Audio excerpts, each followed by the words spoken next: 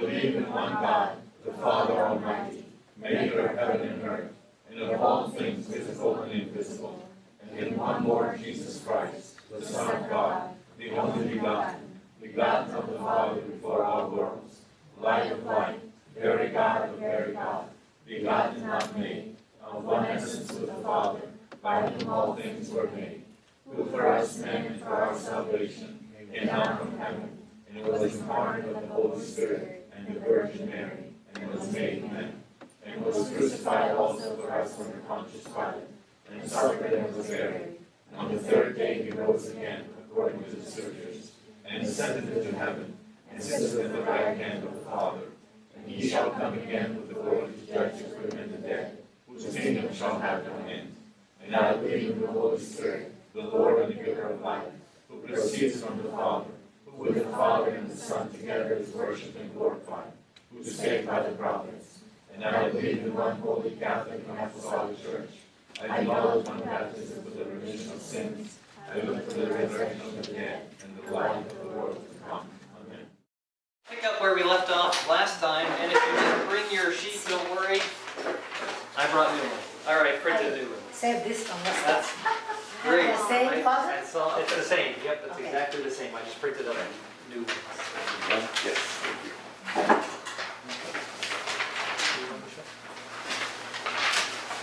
And remember that where we were was kind of laying the background of how the church was in the first 300 years or so. We had persecution, we had heresies that were popping up. Do you remember what some of the heresies were that were popping up? Gnosticism, big one, and we talked about how that was kind of even a big word for false knowledge and all kinds of different people with that. Different early fathers. Can you name some of the early fathers that were actually teaching and trying to... Justin Martyr. Justin Martyr, right? Ignatius, exactly. Good. Origen. John Chrysostom will actually talk about today a little bit more. Irenaeus of Lyon was another one that we had. And then, of course, the time of persecution, where the church was really just being persecuted, and the purpose of it was for it to be crushed. And Arthur pointed out last time, and I remember because it was really a good comment about that it was during this reign of Diocletian that they realized how big of an issue this Christian problem was. There were a lot more of them to kill than they could manage. Right, that it didn't work as well as they were hoping that it would. So that's the kind of the where we are. But this evening we're going to pick up with Constantine, and he is quite the character in the history, really of the history of the world. Even just saying that, not just for us as Christians, but for the history of the world. Constantine was a ruler from 306 to 337, and when he first came on the scene, the Byzantine Empire, well, it wasn't called the Byzantine Empire, the Roman Empire was divided into two sections. There was the eastern half and the western half, and there was an emperor on each section, and under the emperor there was a Caesar. And so there was pretty much 4 people who were administering things. Arthur would probably know this better than I. You're doing fine. But okay, I'm going to look at you just in case. But we have emperors and Caesars underneath of them. Well, in 306, Constantine becomes the emperor in the west, and Licinius was the emperor in the east. And over the course of time, Constantine starts to take more and more power. In 312, we have the Battle of Milvian Bridge, where Constantine was going against Maxentius, who was the Caesar of the western half of the empire, and he defeats him. And it's at this Battle of Milvian Bridge where there's a couple of different traditions that says that Constantine saw a vision, and some say that it was this sign. Do you know what this is here? Chi-Rho. The Chi-Rho, which is the first initials of the word Christ. the first initials of the word Christ, exactly. The X, and then this is a P, but it's an R. It's an R in the Greek lettering. So some said that he saw this in in the sky. Some said that it was a cross that he saw in the sky. But either way, Constantine took it to be that he was going to, in the name of Christ, win. And he was going to be victorious. And so he was in 312. And he used that. It's worth noting that this battle took place right outside of Rome. The Milvian Bridge is in Rome now. It was on the edge then. So it was for control of the city of Rome itself. And Constantine, according to what I've heard, but like you say, there are different versions, painted that Chi-Rho had all the soldiers paint that on their shields. Right, yes, thank you. I meant to mention that he used it as his symbol on the soldiers and things. But that's good to know that it was there in Rome, because that really symbolic of his power, taking over the empire there. So Constantine, 312, becomes the sole ruler of the West, and he was solidifying that power. Well, with this Chi-Rho, the cross, whatever the symbol was that he saw and put on his soldiers, he agreed with Licinius to have religious freedom in 313. It wasn't that some believed that Constantine really made Christianity the official religion of the empire, but he did not. He agreed on religious freedom for everyone, and so persecution stopped. You didn't have the mass persecutions that we had under Diocletian and Decius and the others, but it becomes free for everyone to be able to practice their religion, which sounds familiar to us here. But he agreed with Licinius on that, and then slowly began to take control of the rest of the empire. So Constantine begins to take over more in the east, and by 324 he becomes the sole emperor of the Roman Empire.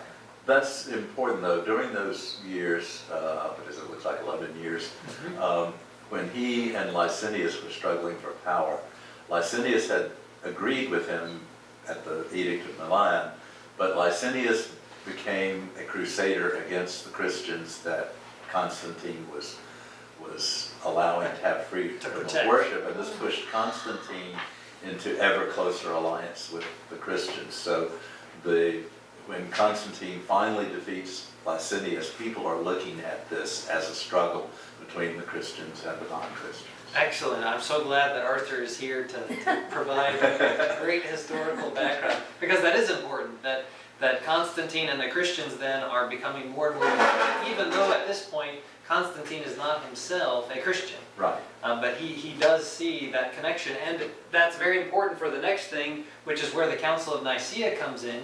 Just 1 year after he has sole control of the empire, he calls the First Council of Nicaea because he sees that the Christians are strong supporters of his, that it's important for him to have them be united. And because if they're united around him. And so he calls this Council of Nicaea to help unify the church because of some heresies that were really growing in their influence throughout the empire. And he didn't want those to divide the Christian people, because then you have the possibility of dividing the empire again. So you have both a religious need for putting forward truth and a political need to unify the people who were so closely guarded by Constantine at that time. So it's really quite amazing to think that in 11 years he was able to take over the entire empire. And if you want to add anything else there, Arthur. Well, just that I know you know this, his mother, Helena, was a Christian. Yes. Whether before he was born or not, I don't know. But his father was actually the Caesar in charge of Gaul and Britain, and did not persecute Christians when Diocletian was having it done in the rest of the So he's empire. really been brought up in a, at least a half-Christian faithful home, Right. but a Christian tolerant Right. reality himself. Yeah. Very important. So he knows some things about Christians. Right. He has an idea of what's going on. Right. And then when he had his own personal experience, that solidifies to him his Right. need to not just throw this aside and actually... And you know, that's a good example too of how widespread the Christians were. At the time that Diocletian is persecuting Christians, one of the 4 co-emperors is married to one. Right. So Right. it shows that the church was really pretty strong. Had been, as Tertullian said, had been, because of the blood of the martyrs, been growing. Right. And so much so that you have that. And same with people like St. Catherine, who's high up in society, and her parents were Christians as well, or her mother was anyway. So you have that. Faithful women, very important for the life of the church. That's definitely true. That's definitely true. Excellent. Well, thank you. So we have Council of Nicaea, which obviously we will get to, and then just for your own historical knowledge, in 330 he moves the capital of the empire from Rome to Byzantium, which he then renames Constantinople, which we still, as Orthodox Christians, refer to Istanbul as Constantinople, even though it has not been Constantinople for about 5 centuries. But we still call Bartholomew the Patriarch of Constantinople. No, it's really only since the 1920s. Oh, but they switched it. The most pretty church in Istanbul. Yes. Why did it move?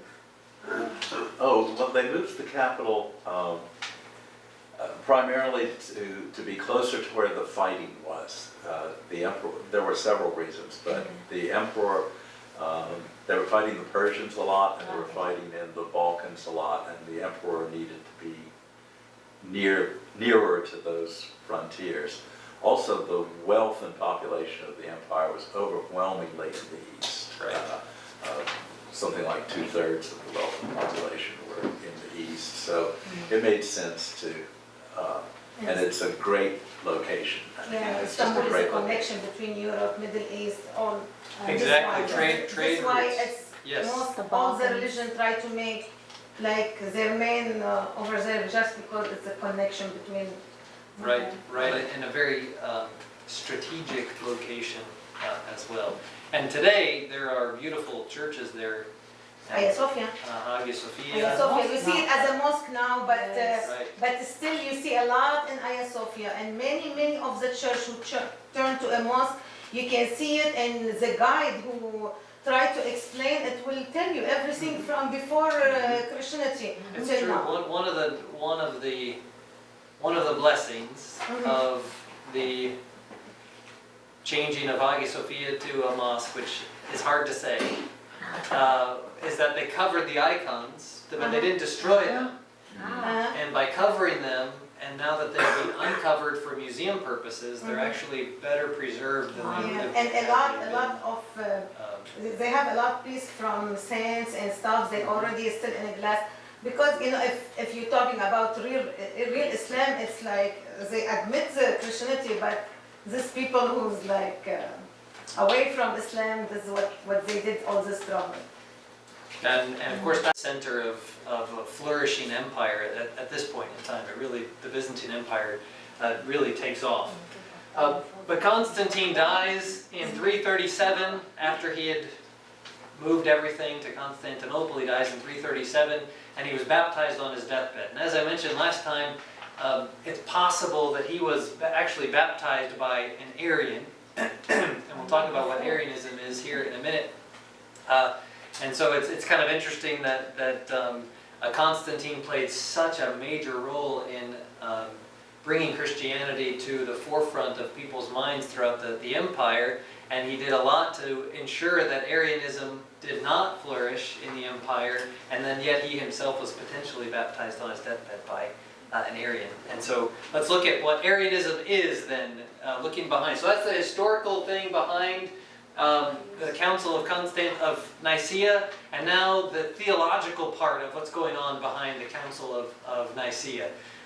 We have this priest named Arius, who is in Alexandria, and it's interesting that both the hero and the villain of the First Ecumenical Council were from Alexandria, because Athanasius was from Alexandria, he was a deacon, and Arius is from Alexandria, and he's a priest from that area, but he is the chief heretic. There are 4 big things about Arius that he taught. He taught that the Word and the Father were not of the same essence. Remember that. We're not of the same essence. And this quote is actually from one of the writings about Arius, because we don't actually have any of his writings, but what people said that he wrote, and because a lot of them were burned. But he says, "The Son, who is tempted, suffers and dies, however exalted he may be, is not to be equal to the immutable Father beyond pain and death. If he is other than the Father, he is inferior." So if he's a different person, and the Christians would say that the Son is a different person, then he is less than the Father, is what Arius would be teaching. And he would actually look at places in Scripture like John 14:28, and where Jesus himself says, "The Father is greater than I." And so he would look at those and say, look, see, it says here that the Father is bigger, they don't have the same essence, and so he would look at that. The other thing that he would say is that the Son was a created being. And I should have put this under that, but he looked at places like Colossians, where Jesus is called by St. Paul the firstborn of all creation. And so he would look at verses like that and say Jesus is a created being, a creature. And while a creature, he was still the creator, kind of like a demiurge in Plato's philosophical understanding, that you have God, you have Christ, and then you have the rest of us. And so he still creates, but he is also a creature, because he's less than God. And so that's what the Arians were talking about. And because of that, there was a time when the Son did not exist. He is not co-eternal with the Father. He doesn't share the same essence with the Father. This is what Arius is talking. And in fact, Arius said that there was a time then that that God was not a Father. And I'll read to you, he says, one of the early, Scholasticus, one of the early historians of the church, wrote this about Arius. He said that God was not always the Father, but that there was a period when he was not the Father, that the Word of God was not from eternity, but was made out of nothing, for that the ever-existing God made him who did not previously exist out of nothing. Wherefore there was a time when he did not exist, inasmuch as the Son is a creature and a work. So you have Arius then saying that he doesn't share the same essence as the Father, he's a creature, but he creates himself as well. He creates other things as well. And he is, there was a time when he did not exist. So he's a sort of vice god. He's a vice god, exactly. That's a good way to say it. He's an in-between sort of a thing. And actually this is pretty close to what modern day Jehovah's Witnesses would teach about Jesus. That he is a kind of an in-between God sort of a thing. You have God the Father, you have Christ, and you have everybody else. And so these are the major issues then that the Council of Nicaea is going to be coming after. And as you will look at the Creed more in depth over the coming weeks, you'll see all of these things being particularly refuted, and you'll see why then they must have said certain things in the Creed, because they want to go particularly against those. We say he's particularly one in essence with the Father. We say he's co-eternal, and so that he is for sure. There's never been a time when he was not. And our history professor in seminary said that Arius, when he was attempting to spread his heresy, they would make up little songs about how there was a time when he was not, and things like that. And so you'd have these people walking around saying little catchy songs. You know, just like, I think about a jingle. You know, you have an advertising jingle, exactly. It gets stuck in your head, and you know what that song means, and it draws up in your head. And he wanted to have the same sort of thing about the teachings of Christ that he had there. So Arius was teaching all of these things, spreading all of these things around, and of course in the midst of the Council of Nicaea, he is said to be a heretic, and he is exiled after it, and he dies actually in 336. But there's a great legend about Arius and how he dies. There was talk of him being brought back into the church. It's told that he went to appealed to the emperor to be brought back into the church, and he went and he said the creed, and it was kind of like he said the creed, and he crossed his fingers behind his back and hid and said, "Oh, he didn't really believe it." But he was on his way to the church to be reinstituted into the church, and this is what happens to it. This is from that same historian, Scholasticus. He wrote this. It was then Saturday. Excuse me, Father. I have to go for Parveen. She That's sent me a okay. message. And I tried to put in Facebook, but in Arabic. If you can post for us, like, what's going on in the conference in Washington.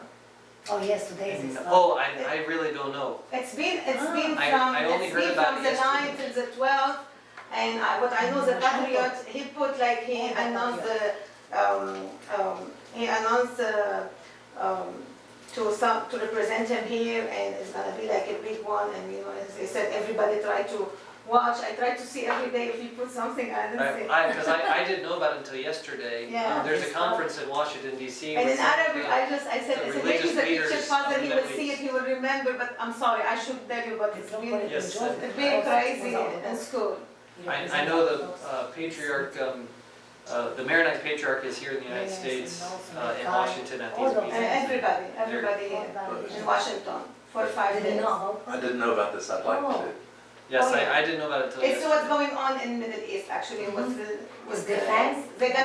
It's gonna be like what the church, all the church gonna decide what they're gonna do, Exactly. and we love to know, Yes, no, I'm sure they'll put out a statement when they're done. It's It's very the sort of nice thing to we'll put out. listen to the lesson, but Parveen, Yes. I have to go. Oh, thank I'm you, sorry. Sasha. That's okay, It's all thank you.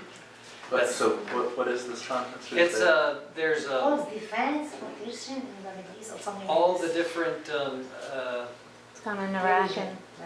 different Christian groups from the Middle East are meeting, some of their leaders are meeting here in Washington this week. This is about the terrible events going Yes. on there. Yeah, I know the Maronite Patriarch is there, I know Patriarch John was invited to be there, but isn't there. I think But he sent Joseph, some, yes. Metropolitan Joseph is probably representing him there at the conference. And I'm sure they'll put out a statement after it's all said and done as to what they're, His work can do something. so we'll see. It's kind of interesting, it's coincidental, I guess, but the president is supposed to be addressing the nation tonight about Yeah. the situation. And I don't know if he might have some contact with these leaders. I would hope that he might try to do something. But I think OCN is covering it. oh, really? Okay. That's good to know. The OCN is the Orthodox Christian Network.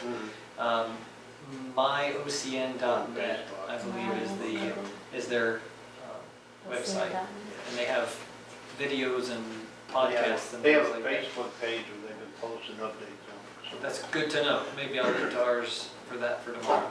That's very good to know. Thank you. Well,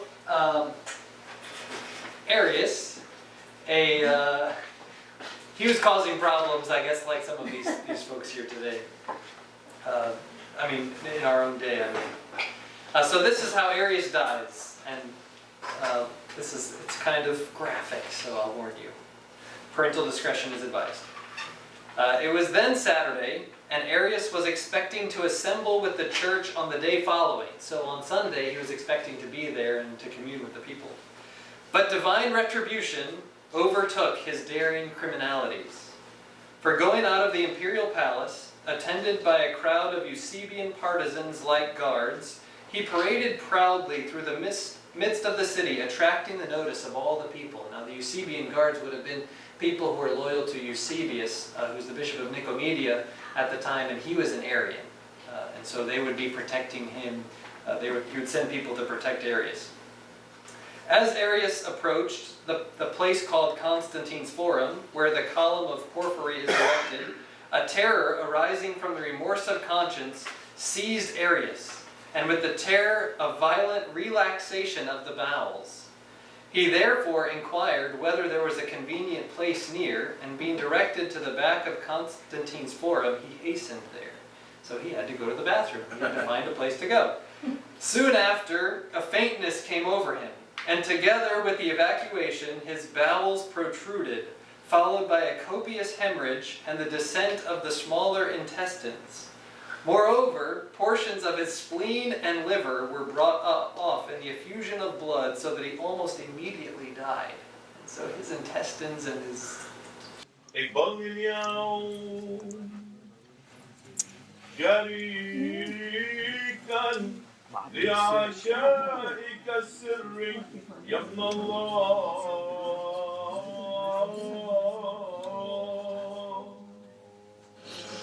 لأني لست أقول سرك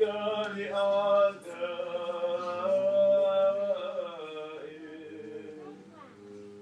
ولا أعطيك قبلة غشة مثل يهوذا